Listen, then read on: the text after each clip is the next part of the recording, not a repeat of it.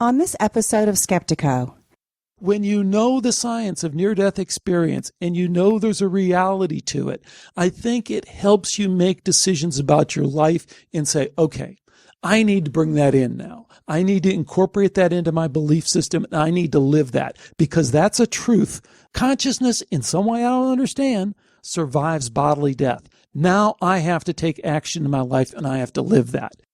I'm going to emphasize something else that I said that goes to my legal training, is that when you give a legal argument, you can't say anything unless you cite an authority. And I think that there's a crossover here to what we're talking about in the scientific world. And I think near-death experiences and parapsychology of the Dean Radin type are perfect examples where we are seeing phenomena with citations to authority, with evidence that shows these things are real. And we need to wake up and appreciate the reality of these things. Not just because maybe we were wrong or science is wrong, but to me, it opens up a broader world. Stay with us for Skeptiko.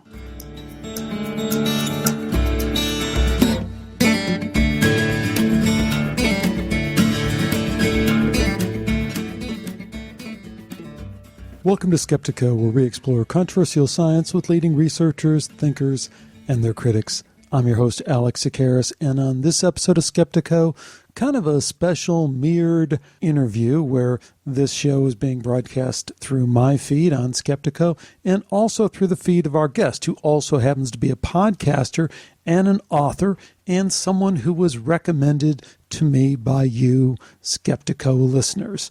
So our guest is Phillip Comella. His book is The Collapse of Materialism.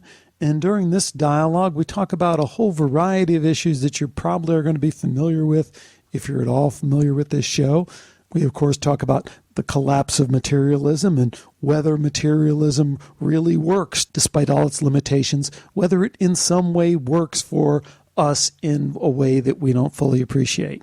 We also talk a little bit about atheism and what the atheists really do bring to the table in this discussion. We also talk a little bit about conspiracies, and finally we talk about near-death experience science and about how all this information regarding extended consciousness can truly be transformational. It was a very interesting, fun, easy dialogue between the two of us. I hope you enjoy my interview with Phillip Comella. Okay, that's great. I'm going to jump right into it. Today we're joined by a very interesting guest, and this show is going to be a little bit different from a lot of the other shows we do. It's kind of a joint mirrored podcast. So we're joined by Phillip Comella, a lawyer turned podcaster turned author who's written a fascinating book, The Collapse of Materialism, Visions of Science, Dreams of God.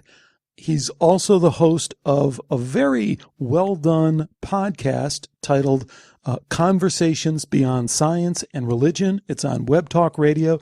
He has some really terrific guests on there that he's been able to land, and he covers, I think, a lot of the topics that will be very familiar to Skeptiko listeners. He does them in a very intelligent way, probing and constantly kind of expanding and pushing the boundaries of this consciousness reimagined once we get past this dorky materialism that we both kind of rail against so much. So with that, it's a great pleasure to welcome you, Phillip, to Skeptiko. Thanks so much for joining me. Well, thanks a lot. And to return the favor, again, this is Phillip Comella. This is Conversations Beyond Science and Religion. And with regard to Alex, those of you probably know a lot of him on my show. For the last 7 years, he's done his podcast, Skeptiko, Science at the Tipping Point, and it really is a leading show in this area. And I think a lot of us view Alex as being a trailblazer. He's interviewed a star-studded cast of original thinkers, hard-nosed scientists, mediums, near-death researchers, parapsychologists, and everything in between. I like your adage there about the goal is to find the truth, follow the data wherever it leads. And that's something that is close to my heart because I think that is really what this is all about. Now, Alex has a new book that I've read. It's really a great read. It's called Science is Wrong About Almost Everything. And in this book, he assembles excerpts from a wide range of interviews that he's done, spliced with his own observations to show that perhaps the end days of science as we know it are near. So, Alex, thanks a lot for putting this together. I'm looking forward to it. And since I'm the last person talking here, I'm going to ask you, first of all, what drove you down this path to get involved in this whole scientific challenge that you do both in your book and on your show? What was your inspiration? Well, Philip, it's kind of interesting because now I've listened to a couple of your interviews, and I think you touch on an aspect of this that I don't talk about as much, but you talk about having a lifelong kind of interest in some of these topics. And, I never quite see it that way, but if I'm really going to be honest, I think I've always felt like I thought a little bit differently, and I tried to conform and I tried to do, and you must be able to relate to this. I mean, you went through law school and became a lawyer. I went through business school, got an MBA, got a good job, tried to do everything everyone was talking about. But in the meantime, I always in the back of my mind had this, yeah, but what else? There's got to be something more. And I was interested in these deeper questions. I saw them as both spiritual questions, but also as scientific questions, because I at a very, early age, I guess I'm older now, but in my early 20s, I kind of put aside the traditional religious Christian upbringing that I had and said, that just doesn't really make much sense. But I still had this gnawing feeling that there was something behind that religion. There was a kernel of truth there that I wanted to investigate, but I wanted to investigate it scientifically. So when I got the opportunity, I felt like these questions were questions that I had mulled over for a long time, but I want to kind of throw that back at you. And because I think that in reading your book, listening to your show, one of the things I felt a real camaraderie with, and I guess a simpatico, was this idea that you're somebody who's very grounded in the real world. I mean, you understand how the real world works. You understand how people work. And even that, I think, is a good background to understanding how science works, because science is in some ways its own duck out there versus, the law, which I think, intersects with real people doing real stuff. What are your thoughts about that? Yeah, I mean, I think that that you have to keep your feet on the ground. I think that's the purpose of having a ground and feet to begin with. I think it's easy to get lost in the airy topics in this field, to get too abstract and to forget that at the end of the day, we have lives to lead. And I think that the challenge is translating these high-sounding principles into our daily lives. And ultimately, to me, it comes down to morality. Mm-hmm. It comes down to incorporating this quote-unquote spirituality, this unified essence that's inside of us, and exerting that outward to fulfill this moral promise. And frankly, I think that that's one of my problems with materialism, is that when you read the leaders, they're basically, they basically say, and there's a quote in my book along these lines, that science has no moral lessons to convey. I mean, I think that that is really a sad commentary. And, I tell people that a lot of my inspiration is negative. I mean, I remember, in preparing for the show, I remember the book, The Naked Ape. I don't know if you ever read that book, but it had that sort of fascinating cover with a naked guy on it. But that book, I had a reaction against that book. In my own mind at a young age, I knew we were more than naked apes. and so it's sort of this fight to prove that this feeling we have inside that's telling us that we're more than naked apes, we're more than descended from the amoeba, that there's more potential we have, that this is something that's never left me. And so but at the same time, we have lives to lead. And I think that this is something, Alex, that needs to happen in order to carry this forward, to the field, to bring it out there. We have to convince people that this is real. that we're not just, pontificating. Well, but I don't know. I'm challenged by that too, because one of the things I've really tried to do, and I've been doing it even more so in the last month or two, is really reaching out to the atheist community, skeptical community, the science as we know it types, the people we're pushing against mainly in this struggle. And I have to say, every time I do, I come away with a mixed feeling. On one hand, I get a better sense for what they're really up against. I mean, let's get real. We still live in a world that is, on one hand, bound to some rather wacky religious ideas. Sure. And we can kind of, maneuver our way around them and say, well, the morality issue, don't they kind of have that figured out better than the atheists do? And hey, don't they have the charity and the love part of it figured out better than the other ones do, and better than the atheists do? And I would have to say they do. And I would have to say that in terms of the spark of God, if you will, that maybe rests at the core of all this that we can't really put into terms. And I know as soon as I throw out the word God there, it's going to turn off a lot of people, but you can substitute anything you want, light, intelligence, source, whatever you want. But I'm getting sidetracked because my point is the ills of religiosity, of orthodoxy, really can't be easily dismissed or diminished too much. And I think we have a tendency to sometimes do that and to pretend like everything is okay if we can just get rid of those dang pesky atheists. Hey, those atheists are kind of pushing some important points forward. Yeah, I think you make a good point, but I think that what we have in my view of this is that we have a dichotomy which is between what I would call Orthodox religion, or say creationism, and material science, as if those are the only two choices. You can only be a Republican or a Democrat. You can't be an independent or a libertarian. It's like a two answer multiple choice test. And too often, I think that the two sides get polarized, and one becomes a reaction against the other. I know in your own book, you make a really good point that I'm quoting here. It says, part of the reason atheists are such sloppy thinkers when it comes to big picture science is they've wasted much of their intellectual muscle debunking Christianity. And I think that this is I think that was a very good point, and I completely agree with it. We should be looking for common ground, though. I do think Orthodox religion is a problem, and I also think Orthodox science is a problem. The only way we're going to improve things is we need to move beyond both and find the common ground and find something where we could agree upon.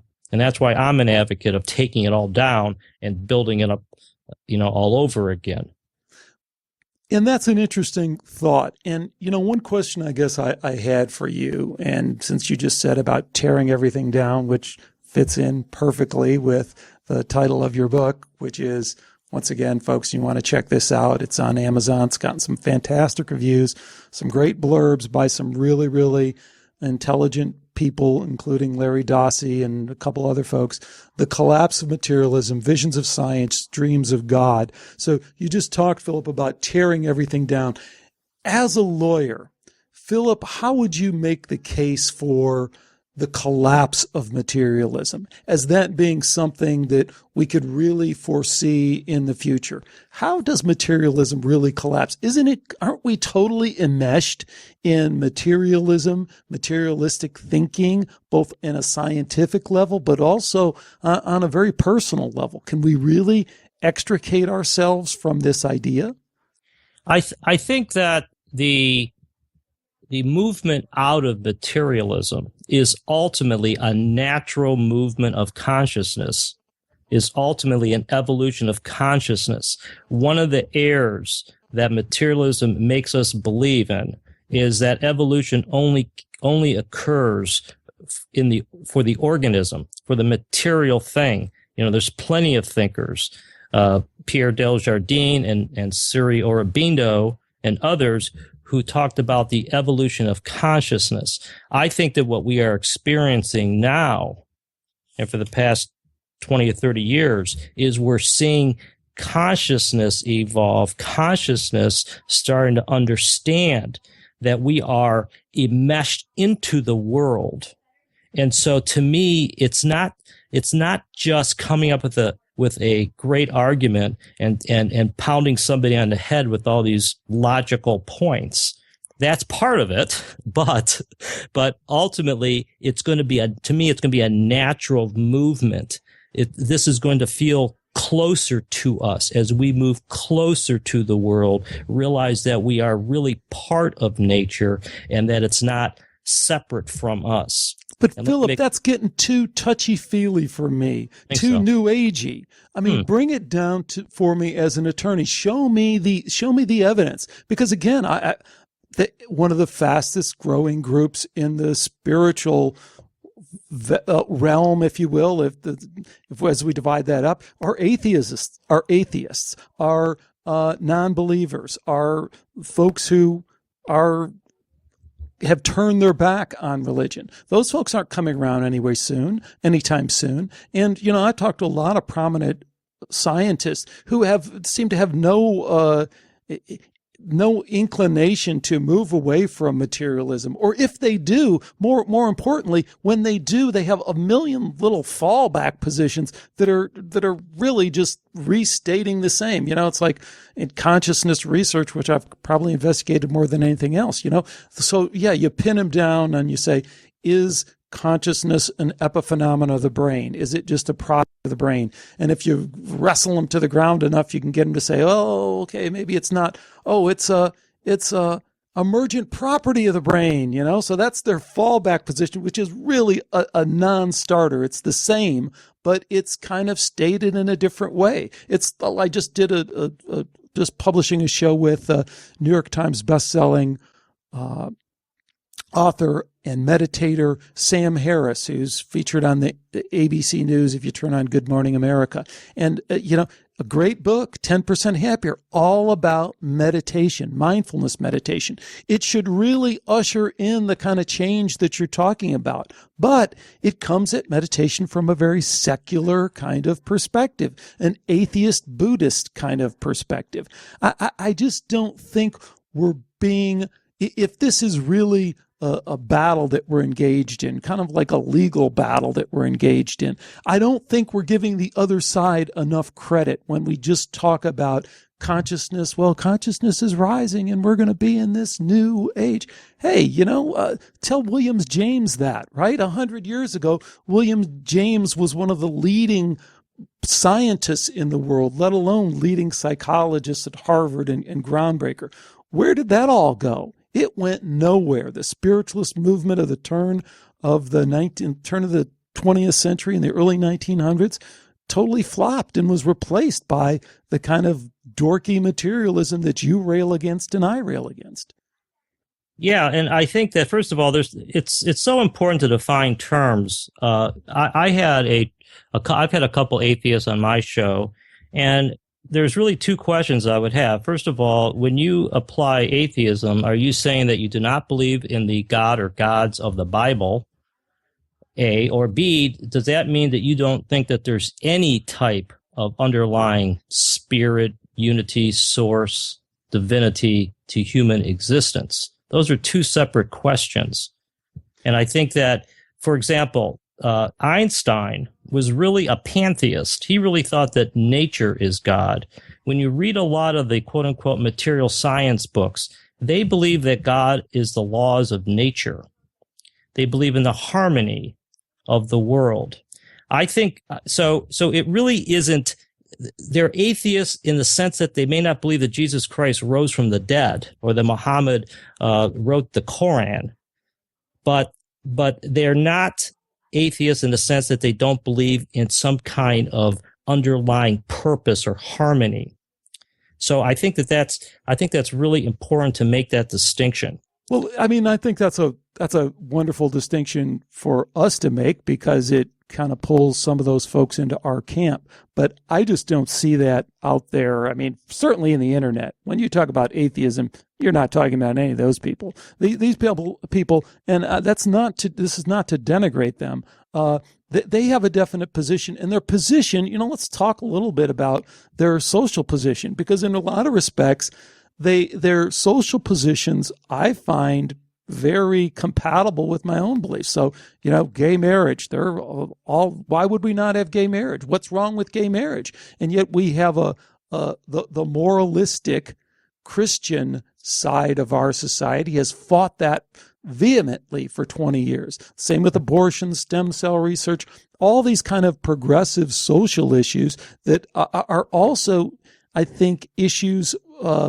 for issues in this discourse between science and religion are issues that the atheists are on the right side of, even if they're on the right side of them for the wrong reasons. I mean, why on earth would we want to prevent two people who love each other from getting married? It seems like a silly issue. And the only thing that's prevented it has been religious fundamentalism. But it's not just fundamentalism. I often tell people, I live in Southern California, man, in San Diego, one of the most liberal places in the country. And, I have gone to church out here, even though I haven't been a Christian the whole time I've been out here. I like to connect with people who are looking for that higher source.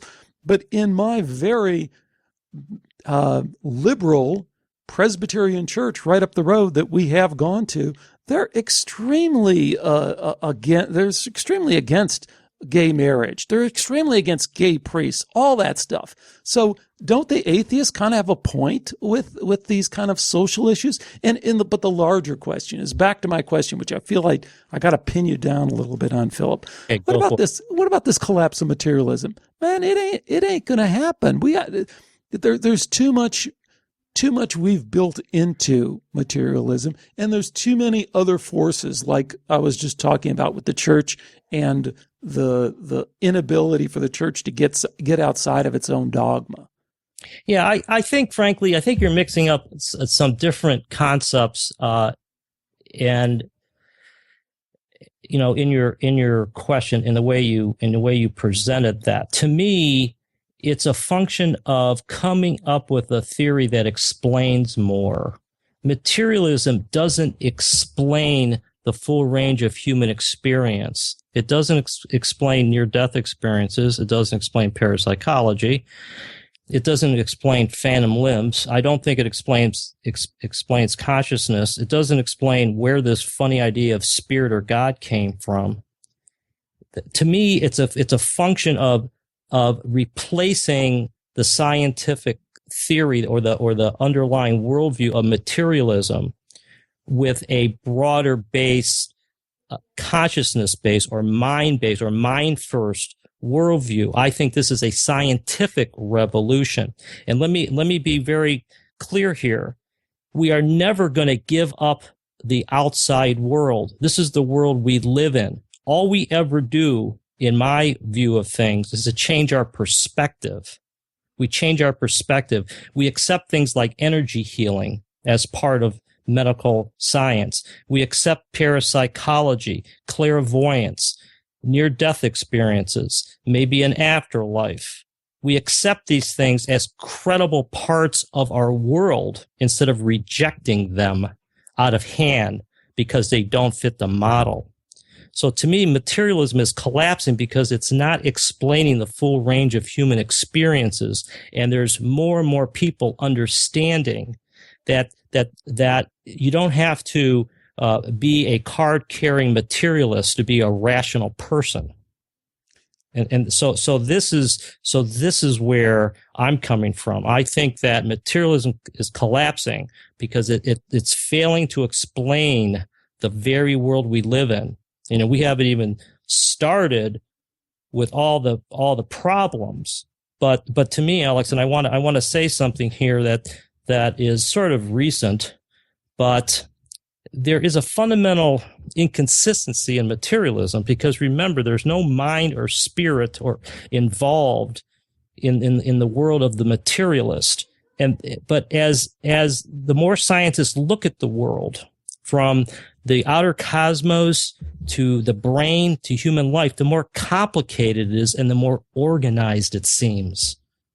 And so therefore, science is starting to see, to me, that the only source of that order must be themselves. We are looking at a reflection of ourselves because we're the only things around that can give order to that can give order to the world. A mind must be giving order to this world, and that's the real revolution, where we accept it as being part of science, as opposed to being some outlier thing you read about on these vision retreats. Obviously, Philip, I'm right there with you and have investigated these same issues and have come to the same conclusion. But I want to continue to kind of go along this line of playing devil's advocate a little bit, because we could sit here and talk about the same stuff that we've both found in terms of the failings of materialism to explain consciousness, the craziness of this idea that we are biological robots in a meaningless universe, and all that's meant. So, right. So let me jump over then and play devil's advocate a little bit, because it's going to be more fun for me. And I'd like, you just made some good points there. I'd like to hear some more of that. Here's, I guess, where I was really pushing, is that back to my point of you being a practical guy, me being a practical guy, I'm a business guy, you're a lawyer. I really step back and I say, ideally what you're saying is great, makes sense. Love to see that transformation. From a practical standpoint, I know we live in a world of absurdities. This absurdity of materialism isn't the only absurdity we live in. The absurdity of children around the world starving from a lack of water, from a lack of food, from a lack of basic medicine that we know how to deliver, we know how to distribute, we know all that. That kind of suffering doesn't have to go on. But you and I are going to lay our heads on the pillow tonight, and that's going to happen. And we can't put our arms around why that happens, but we're going to get up tomorrow, we're going to do our thing, and the world is not going to change in that way tomorrow. Now, maybe we can change it a little bit, but it's going to be hard. So in that sense, from a real sense, I don't see the kind of transformation that you're talking about happening. I see a lot of reasons why it will not happen and why we are so enmeshed in this materialism, and it's become a system that works for us. As crazy as it is, it works for us to kind of put on the blinders and pretend like the world is a giant Newtonian clock that's been wound up and is just playing out, even though for the last 100 years, and you do a great job of pointing this out in your book, we've known that Newtonian physics doesn't work in that way, yet we still play that game. So in that way, I again want to ask you, why do we really think that materialism is going to change? And don't you see a lot of the same obstacles that I'm talking about that would prevent a real kind of paradigm shift like you're talking about? Well, I think, first of all, you start with a very basic question, and then you come to a road, and there's the old famous fork there. And the first question you ask yourself is this all hopeless? Should I give up and just go home?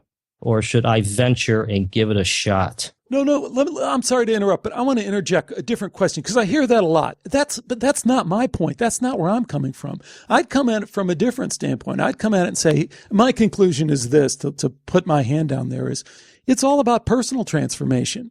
But if you're trying to make sense of this world and trying to fit it into some larger paradigm, I guess I have a much more of a Gnostic kind of point of view. I don't know exactly what this world is for, but maybe this world is perfect the way that it is. Maybe all this pain and suffering, and I experience so much less pain that it's easy for me to say that, because I have a very, very comfortable lifestyle compared to 80% of the people in the world who live on like $100 a year or less. But still, I just have to wonder if this transformation that I hear so many people talk about is really where the action is about, or whether it's really about personal transformation, the transformation that you or I can make in an instant when we make that shift inside ourselves. Well, I think it begins with a personal transformation, but I think that there is power in unity and there's power in a critical mass. There's a win-win underlying this, just like there's a win-win underlying morality. I think that as the personal transformations continue and as they build and as there's people of like minds going down the same path, in other words, we break down the barriers that are separating different religions. We start looking at people as human beings as opposed to people of different race, colors, and creeds, and we start treating each other better. Now, that maybe sounds like a bunch of happy talk, and maybe it is, but the point is that materialism teaches that we are separate. We're separate from each other, we're separate from the world, and we're separate from God, or whatever we're going to call the source. And that teaching, I don't think, is valid. And I think that teaching is separating ourselves from taking advantage of the power of the world. And I think the big thing here, Alex, and this is why I asked you a question. Now, imagine that people start living longer. They start staying younger longer. And it's because of this consciousness raising, whatever word we want to use. Suppose we see real change in the world. We start seeing it's like a energy healing on more of a global scale. It starts working. Now, are you trying to tell me that we're going to run back and start taking our pharmaceutical drugs and start, making as much money as possible and spreading cream all over ourselves and everything? We're going to go back to materialism. Now, this is what I'm talking about. And this, you want a practicality. I think that the only way this revolution will ever work is if there is real change in the world and in ourselves, because then it'll build on itself. So this is where I think the power of this comes from. It's not just, it's personal transformation, but it's also leading towards unity. And let me ask you something. What do you think the barriers are to changing mindsets? I think there are many, and I think it's easy to underestimate, like I was saying, the amount of force that is behind materialism as we know it, science as we know it. And I think one of the wonderful things about the internet is that it's allowed people like you and I to form communities and to join those communities and, strengthen ourselves, strengthen each other with these ideas that are certainly empowering, enriching. They've enriched my life tremendously. I mean, my show, Skeptiko, I can't tell you how much it's changed me as a person, both intellectually but spiritually in a very deep and profound way that I don't usually talk about on the show. So I'm right there with you. But I think the flip side of that is that I think we can sometimes get a skewed view of how our smaller communities fit into the larger scheme of things. And that's why I guess I was kind of reaching for the atheist thing, because I have been talking to them. And when I reach out and I really get into their shoes, I see them as fundamentalists. I see them falling into the same traps that the fundamentalist Christians that they rail against have fallen into, of dogma, doctrine, orthodoxy. They're all bound up in that stuff. But at the same time, they do have a lot of points in terms of what's wrong, how hopeless we are in terms of figuring this stuff out. I guess the other influence that I have that I haven't heard you talk about, and I think it's kind of, I wouldn't be surprised if you haven't investigated it that much, but I think the conspiracy issues are right in the center of this. Well, it's funny you should say that, because I just circled the word conspiracy on my notes before you said that. So I'm sorry for interrupting, but you're right on point. Go ahead. I'm sorry. No, that's quite all right. And I mean, and before people take that the wrong way and kind of think I'm going to say some kind of wacky stuff, coming from the business world, When I started out my business career with my MBA, I went to work for a large accounting firm. What was Price Waterhouse is now, what is it? PW Cooper, whatever, still one of the largest accounting firms in the world. I was fresh out of school. I was they slap a Brooks Brothers suit on you and kind of send you out there like you know what you're doing and you really don't. But I was naive as to what I was doing and how things were working. I was at a low level and there weren't any conspiracies in business. Business was pretty much a straight transaction and that's how it looked. Well, as my career advanced and eventually I had my own company and eventually I was doing larger deals and I eventually sold my company to a publicly traded company. When you're at that level, it's all a conspiracy. Every bit of it is a conspiracy. And I'm sure you can relate to that as a lawyer. Everyone is going behind each other's back, peddling information, trying to influence people, conspiring with other people to get, everything is a conspiracy when the money or power is involved. And I think people who are naive to that, who don't understand that, are not seeing the whole picture. I think that certainly has a hand in it when it comes to science, but I think it also has a strong hand in the way culture is shaped, the way society is shaped, and the way that this consciousness revolution that we would like to see happen. I think the people that are in power would have something to say about that. And I'm not trying to be obtuse there or allude to anything, but anything that is going to seriously upset the machine that we live in, they're going to have a say in it. And I think they already do have a say in it. And that's why I think science is the way that it is.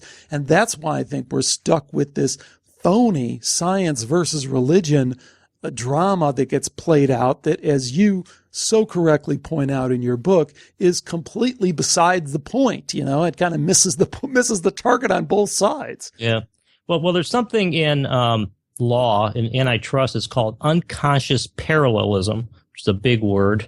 It's sort of like even if people don't intentionally fix prices, there's this unconscious agreement. So I'm more of a fan of calling it this unconscious agreement than sort of an overt conspiracy. I am getting closer to thinking that it's more obvious, but there's that famous saying, I think it was Wigner, and I'm sure other folks in your show have said it because it's one of my favorite, the whole thing about science progresses funeral by funeral. I mean, right. I think that says a lot. I mean, what I'm talking about is a generational thing. I think it's going to take a long time to get where we need to go. I don't think it's going to happen tomorrow. So I would agree with you, Alex, that it's very easy to get pie in the sky with some of this stuff. But on the other hand, you sort of have to start from somewhere. I sort of view it like attacking the citadel, attacking a castle. And it's going to take years and decades and maybe generations to get there. But each of us has our little role to play. I mean, your show is made great strides in bringing to the public, these leading thinkers. And, you're a very probing, inquisitive interviewer. So you challenge people. And, I think that's great because what we want to do, to use the royal we, is to get people thinking for themselves. I mean, that's ultimately what I'm trying to do, because truth should be a universal thing. I mean, too much of the time, both in Orthodox religion and science, it's pounded into your head. This is what you're supposed to believe in order to go to heaven. This is what you have to believe in order to get the grant, to get the PhD, to get an A on your paper. This is what you have to do. We need more independent thinkers so that we are not burdened by history and by culture. And so, you mentioned the internet. It's been an unbelievable benefit to all of us because those who did not have a voice before now have a voice. And frankly, Alex, I think a lot of this is sort of the search for credibility, the search for credibility. If you look at the leading thinkers, the leading scientists, they're virtually, without exception, materialists. And that's the message that we're hearing. Stephen Hawking, the movie theory, love story, blah, blah, blah. But the point is that this guy is a hardcore materialist. He thinks that we are chemical scum. That's a quote, that heaven doesn't exist. And so we need to change the messaging. And that's sort of what I'm about. And I think, frankly, that's what you're about. Well, I agree with you to a point. I'm very, I'm delighted that you feel that way. And I mean, that's been my thing as well.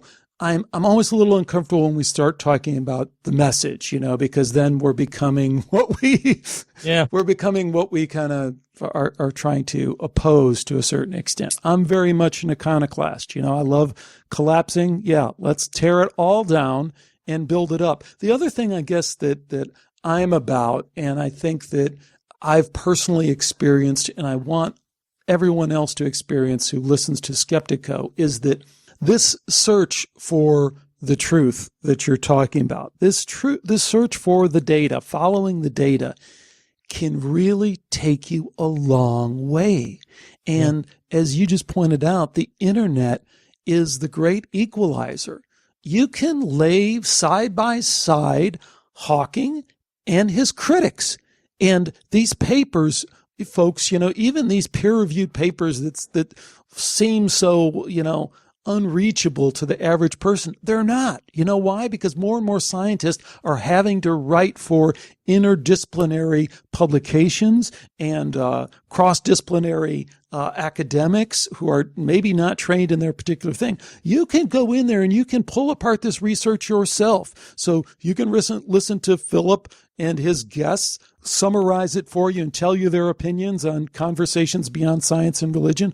Or if you want, you can go in and you can follow up and you can pull up those papers and you can pull them apart and read them. And we've done a lot of that on Skeptiko as well. But that process is doable and is a knowable process that I think, from my experience, has led to a transformation for me. A transformation not because I had any kind of divine or psychic experience, but just by following the data, by doing, as you described in one of your, I think on your website there, just doing some of the basic stuff you learned as a lawyer in terms of breaking down an argument, putting both sides, doing the old Ben Franklin, the pros and the cons, and weighing the evidence. That stuff can lead to a transformation. That's what my work's about. That's what Skeptiko's about. And I do think, I have to say, from reading your book and listening to enough of your show now, I think that's what you're about too. Yeah, I think that, we could control ourselves. That's one thing that is guaranteed. I mean, and you could put this in a lot of different ways, such as writing your own story, directing your own destiny, all that kind of stuff. But for heaven's sake, find your own way and think for yourself. I mean, I think that I win, or this view of the world, the consciousness-based, the mind-based approach, wins at the end of the day for the open-minded crowd. That's because that's where things lead. But it's just like anything else. The only way you really convince somebody is if they convince themselves. All you could do is lead them, is try to get them to consider different ideas. And if they go through that thought process themselves and reach that conclusions, i.e. that the world is consciousness-based, for example, as opposed to matter-based, now we're talking about something. And so this is why, Alex, I think this is going to take a while. This is not going to, but look at it this way. I mean, you've been doing your show for 7-8 years now, right? And now what, have you seen things change? Do you see any minds opening? Do you see a change in your guests and your listeners? I mean, have you seen anything, grow over the time you've been doing your show? I have to admit that yes, I have. I'm just reluctant to make too much of that. Because have you ever read any of Michael Tim's books or seen his website? People might. I did an interview with him, and you can also an incredible job of documenting some of the real giants of the spiritualist movement, again, around the turn of the 20th century, early 1900s.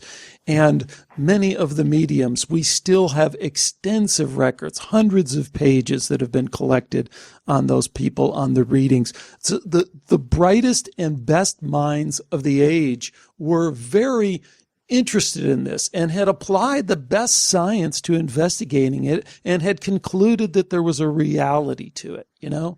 Yes. I always see that as a cautionary tale of this idea that we're making progress and the revolution is right around the corner, consciousness rising. Yeah. Hey, maybe, maybe not. And that's why I prefer to say, again, I relate everything back to my personal experience because that's all I can talk about. And that's all I can talk about on the Skeptiko show is that for me, I don't care about, I mean, I'd love to see that happen. I'd love to help others along their path, whatever their path is.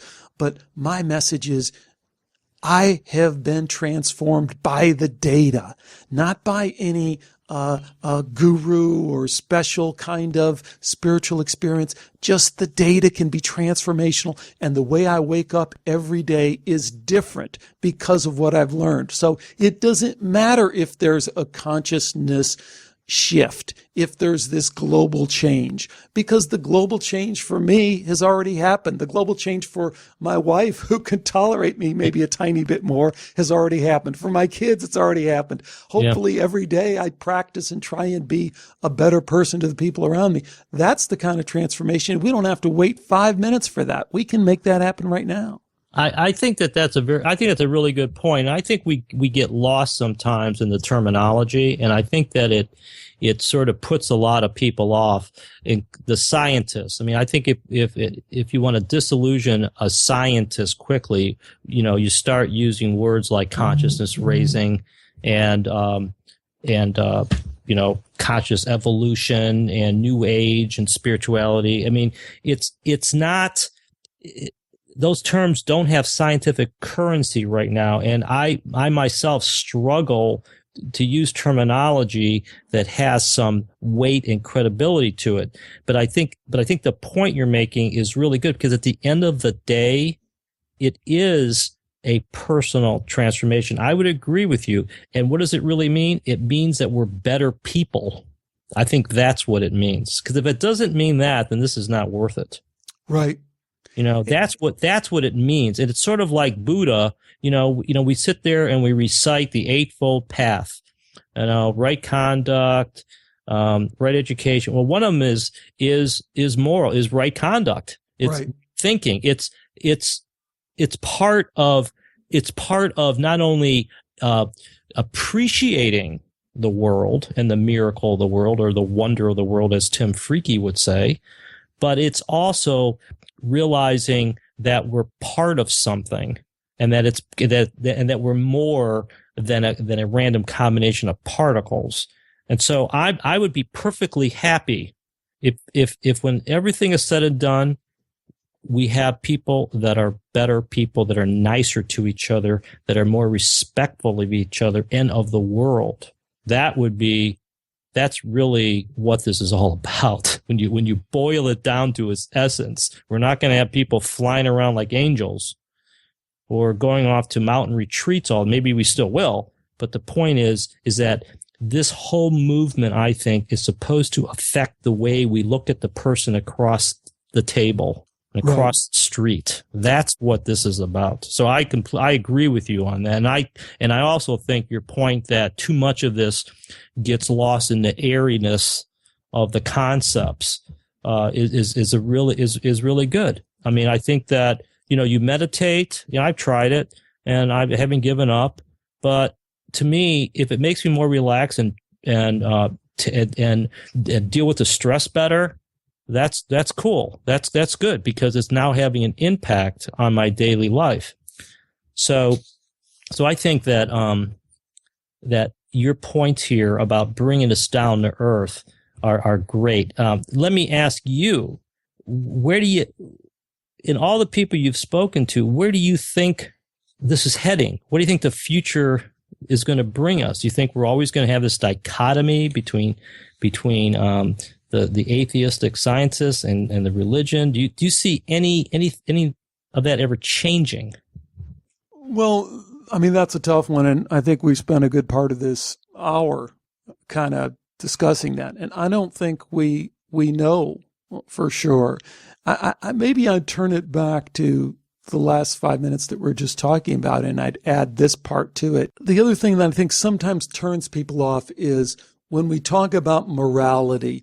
Morality has been so mixed up with religion in kind of a not so good way, for all the great things that religion can mean to people and can give people a sense of meaning in their life and a sense of morality and just a sense of goodness, that Right. Science can't come close to. There's a lot of ills in religion too. So I think there's a lot of people out there that are just trying to make good decisions about how to run their life. Yeah. I mean, it's really as simple as that.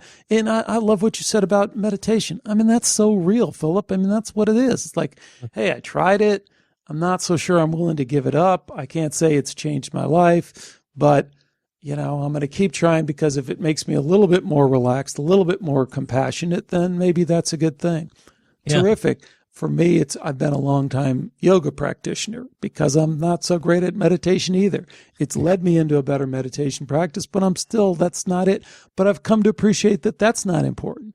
What is important is being able to, for me, what's important is being able to make decisions about my life based on solid ground, Yeah. And that's what I think the work you're doing and the work that I'm doing is trying to do, is to say, you alluded to near-death experience science. I think that's critical. Anyone who hasn't really dug into near-death experience science needs to do so. And you need to dig into it so you know it. So you know all the arguments against it. You know why all those arguments fail scientifically. So you know why every prominent near-death experience researcher across the board, and these are not religious folks, these are just people like cardiologist Pin van Lommel, who cut people open and see them die on the table and then see them come back to life and say, hey, doc, when my heart was open, you said this and that. And they say, oh, my God, how did you know that? So when you know the science of near-death experience and you know there's a reality to it, I think it helps you make decisions about your life and say, okay, I need to bring that in now. I need to incorporate that into my belief system, and I need to live that, because that's a truth that I've discovered and nailed down as much as I can. I've nailed it down. Consciousness, in some way I don't understand, survives bodily death. Now I have to take action in my life, and I have to live that. And that's, I think, powerful. That, I think, is powerful, is to say, I don't have to worry about the big picture. Like you can, this is, I think, the essence of what you were saying. I have to chunk this down into meaningful bits of information that I can use in my life. And near-death experience is one of those. Yeah. And I think that what you're saying about follow the data is critical. And I'm going to emphasize something else that I said that goes to my legal training, is that when you give a legal argument, in most appellate courts, you can't say anything unless you cite an authority. You can't the courts are not interested in what you or I or any other lawyer has to say, or what their opinions are. You have to have authority. And I think that there is a crossover here to what we're talking about in the scientific world. And I think near-death experiences and parapsychology of the Dean Radin type are perfect examples where we are seeing phenomena with citations to authority, with evidence that shows these things are real. And we need to wake up and appreciate the reality of these things. Not just because maybe we were wrong or science is wrong, but to me, it opens up a broader world. It opens up vistas in our experience of the world and makes it a richer place to live. And I do think that leads to being kinder, gentler, as corny as that is. I do think that this whole thing leads in that direction. And this is a mystery to me. It's a mystery. I said it earlier. I don't know what is going to work, and I don't know whether anything's going to work. But I think we have this obligation to keep our minds open, as you say, Alex, to follow the data and to keep banging down doors that are shut and that should be open, because we, to me, and I think, we only have one life to lead as far as we know. There might be an afterlife, and that's great. But this is our challenge and our opportunity now, and therefore I think we need to continue questioning these unsupported beliefs, whether it's religion or whether it's science, and see where things head. So I think it's amazing to me that we come from different directions, and maybe I'm a little bit more optimistic than you are, but we tend to be going in the same direction here. I mean, your book, you say that why science is wrong about almost everything, and that's a pretty radical statement, to say that science is wrong about almost everything. What led you to pick that title? Well, I'll tell you, and then we'll wrap it up, because you just gave a great summation, counselor, right there. I thought you did a great job. And I love when you tie it back to some of the legal principles, because I think that has a real weight to it. And I think it's also interesting to note, of course, that, when we talk about this materialism and this, I always talk about this dopey scientific paradigm that you're a biological robot in a meaningless universe, which implies you have no free will, you have no choice, you have no consciousness. And it's interesting to see how the legal profession has completely ignored that nonsense. I mean, we wouldn't have a legal system if we really believed that. If we believed that there was no free will, if we believed there was no choice, if we believed that people didn't have the ability to make conscious decisions, it's just another absurdity, right? It's an absurdity that we have this science that is built on that, so it can kind of measure things in its dorky little way. And then the rest of us get on with life and say, well, of course, that's bullshit. I mean, of course, we know that we have choice. Of course, we have free will. Of course, we have that feeling of love and compassion towards our family and towards our children. We know that, you mentioned Tim Freak. I thought who I interviewed, and he has a wonderful thing. And he says, science is stuck in its just thinking. So when you hear the birds in the morning, and it just raises your heart and lifts you up, and the scientist comes along and goes, oh, that's just birds marking their territory and seeking mates. Because, well, it might be that, but it's not just that.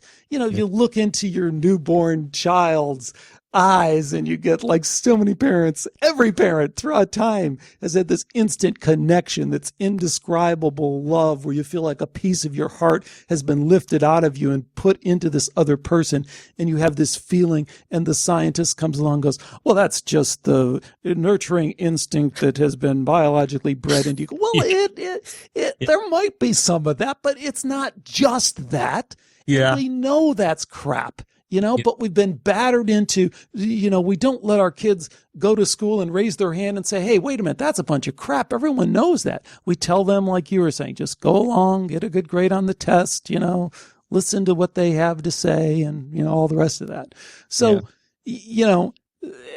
as we wrap things up, I guess that's what I was pulling for with that book title, that I stand behind. Because, the book, what it really relates to is why science is wrong about almost everything. Here's the short answer. Because science is wrong about consciousness. Yeah. And if they're wrong about consciousness, they're wrong about almost everything. Because consciousness is your minute by minute experience of life. Yeah. It's who you think you are. It's that voice inside your head. And if you get that wrong, it doesn't matter how good you are at lasers and iPhones and GPS systems. All that's small stuff. Yeah. You've missed the big stuff.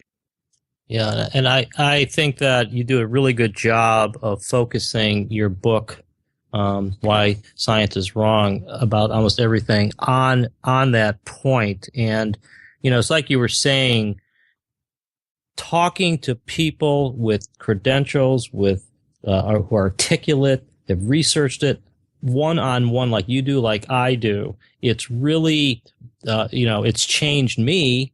It's made me realize that I'm not the only one sort of with these questions in my head. And I'm also really encouraged, Alex, that so many credible, intelligent people are going down this road. It's not just sort of the hippies from the 1960s. We are having people opening up their minds to this field. And I'm very, that's a great point. That's a great point. I'm very encouraged in the medical side of things, of energy healing.